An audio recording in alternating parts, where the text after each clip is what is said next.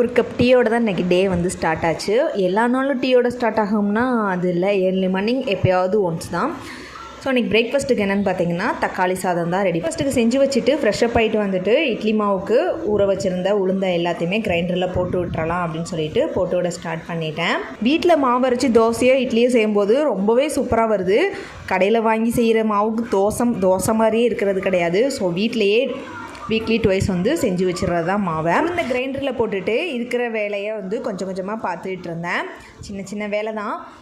காலையிலேருந்து அம்மாக்கிட்ட பேசலையே அப்படின்னு சொல்லிட்டு கால் பண்ணி காலையில் தக்காளி சாதம் பண்ணேன், மாவு அரைச்சிட்ருக்கேன், துணி துவைச்சேன் அப்படின்னு சொன்னான். தக்காளி சாதம் செய்கிறது ஒன்றும் அவ்வளோ பெரிய வேலை இல்லையே, கிரைண்டரில் மாவு போட்டிருக்க, கிரைண்டர் அரைக்கிது, வாஷிங் மிஷினில் துணியை போட்டிருக்க, வாஷிங் மிஷின் துவைக்குது, உனக்கு என்ன வேலை, நீ ஒன்றும் அவ்வளோ பெரிய வேலையெல்லாம் செய்யலையே அப்படின்னு சொல்லிட்டு ஈஸியாக பேசுவாங்க. நம்மளை அப்ரிஷியேட் பண்ணுறதே கிடையாது, நம்மளை மட்டம் தட்டுறதா வேலை.